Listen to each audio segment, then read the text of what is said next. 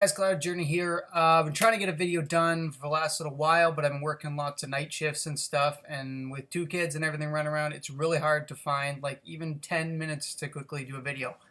But my son's having a bath, my baby's down here, so hopefully we're going to be all right here, and I'll be able to get through it really quick. So basically, this is what I got from the Vancouver Fan Expo. I enjoyed it. I had a lot of fun there. I saw some cool artists, had some really good conversations and stuff with different creators, which I always like. But for the actual books I picked up, I was a little disappointed. I was hoping to spend a little more money than I planned to. I brought 160 bucks. I ended up spending like 60. So, but happy with what I did find. It was just most of the books tended to be like valued at three times maybe what they're worth. So how do you even make an offer? You like insult the guy if you offer less than half of what he's asking. So it was hard for some of those books. But what I did pick up for some of the more minor hole fillers and stuff, and I actually did get a few keys in here, so check it out. You'll see. But here we go. Let's get started. It's a minute already. So I picked up a few of these. That says 20 bucks. It was half price. I paid 10 bucks, which is a little high, but not as high as this gets. I think this is Alex Ross cover on this one. I got a few of these in this series, so that's the first one. This is New Ways to Die. These are variants. And I don't usually buy variants, but I really like these, so I picked it up. This is the one I don't like as much. It kind of stands out. It's a different artist. This one apparently is David Finch, which I wish I knew because he was there. I would have gone to sign that. Beautiful bullseye cover, just sinister. Spidey having been beat down. And, of course, the Green Goblin. So I didn't pay these prices. They were all half off, so pumped on these books, guys. I always really wanted these, and it was exciting to find them all. Pretty good deal.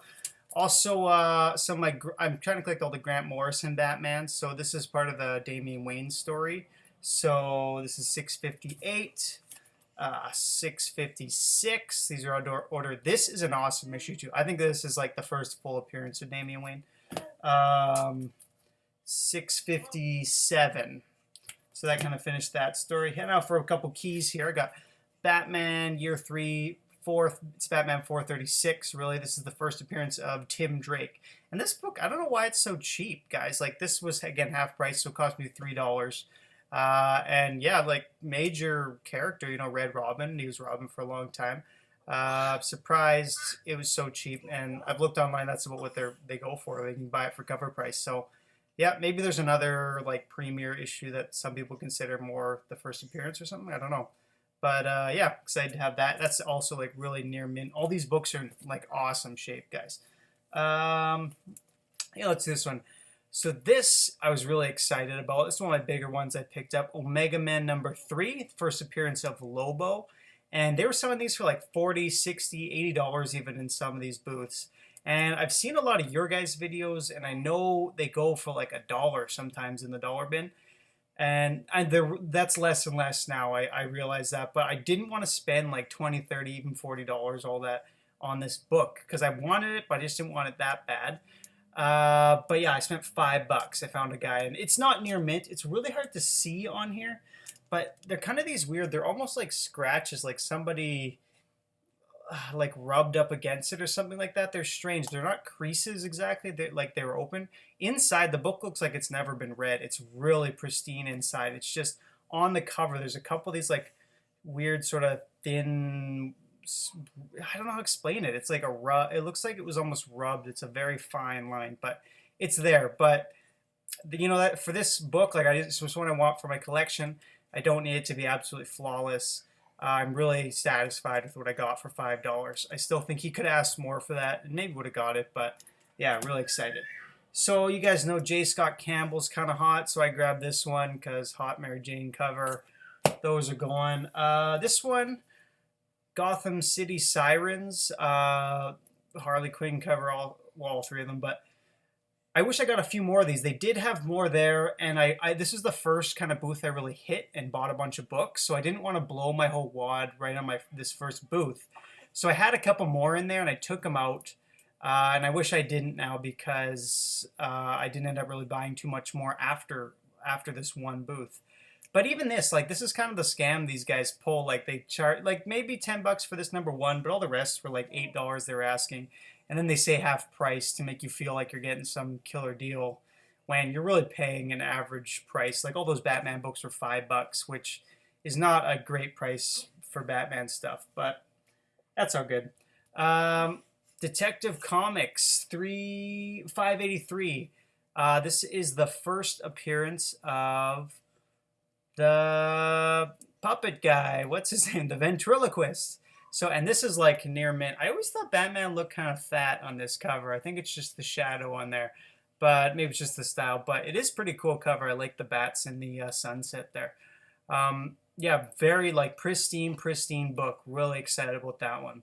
So pretty key villain. And then I filled a few of my Invincible hold. That's 96, 94. These are all $2 each. 76. Love Invincible, guys. If you're not reading it, you're crazy. 71. Go back and read them all. Now, okay, this one. This is Amazing Spider-Man 301. I already had this in my collection. What I wanted to do, because it's got a lot of white on it and stuff, was get anyone who's worked on Amazing Spider-Man to sign it. Now, Mike McCone was the only one I got from there. I was looking for Bagley because he was there, but I could not for the life of me find him. He didn't have a sign up like everybody else. And I went by like 3 or 4 times. People kept saying, oh yeah, he's around. He's been here. I don't know. I was annoyed because I wanted to get a few signatures. So now I have as a Mike McCone signature on a book he didn't do, which doesn't make a lot of sense. If you have a lot of the artists and different guys who worked on these books, then it kind of makes a little more sense. But yeah, so I was a little disappointed with that. I was hoping to talk to him and set this up. But it's all good. So in the future, I'm hoping to get like just covered in signatures on this thing, like front and back. What else? This is my Deadpool from the Marvel Now series, #1. So Tony Moore was there, so I talked with him for a few minutes. Really cool guy, really friendly. His family was there and everything. Yeah, really down to earth. It cost me $5 for signatures. What do you guys think about guys charging for signatures? For me, like Care Andrews was there, and I had his Iron Fist, what's it called? The Deadly Living Weapon, #1, and he was wanting $10 for a signature. And I'm like, I already bought the book. Isn't that supporting you? To me, for like, if it's his first issue, he's done 1 book. You don't know where it's going to go, if it's going to do well, and he's charging $10. It kind of bugs me. The whole like fan talent relationship at these cons is like such an awkward thing. I find like going up to someone and you're excited to see him and stuff, and they're like, yeah, thanks for supporting me. I appreciate this. So it'll be $20, it'll be $5. It's just like so awkward that you're having this nice friendly conversation and then you have to throw this money thing in there. I guess that's why you have your handler there and stuff. The only like celebrity I talked to at the con was, I can't remember his name. He's the guy who plays Q in Star Trek, and I only went there because he had no lineup or anything, and I was like, oh, I like Q, I like Star Trek, I should just say hi and say I appreciate him and stuff. And so I did that, and it was the most awkward conversation of my life. Just he clearly didn't really want to be there, and I kind of was like, well, thanks for coming. I know it's hard. It was Easter weekend and stuff. And he's like, yeah, uh-huh. And it was just like, it was just so awkward to have that conversation and everything. But it was kind of cool to meet him, I guess. I don't get celebrity starstruck. But one guy who I chatted with for a bit also was Curtis Weeb here. So he's the creator or the writer of Peter Panzerfaust. And he was a great guy. Really nice to chat with him, talk a bit about the book, where it's going, where it's been, a bit about the TV show that's kind of in process and all that, and where it's at. So that was really interesting. He's a really friendly, nice guy. So I wanted to support him because we talked for a while. So that's the other thing. It's like we talked for a few minutes. And he's like, oh, I have these books. And I'm like, well, I guess I should buy one. We've been chatting here. He's here selling, whatever. I don't know. But so picked up this. I've never read any Peter Panzerfaust. This is volume 3. But I grabbed it. You can pick it up. It's really cinematically written. He signed it in there for me to Chris Aru. Oh, baby. Pause. Sorry, the baby wants to say hi.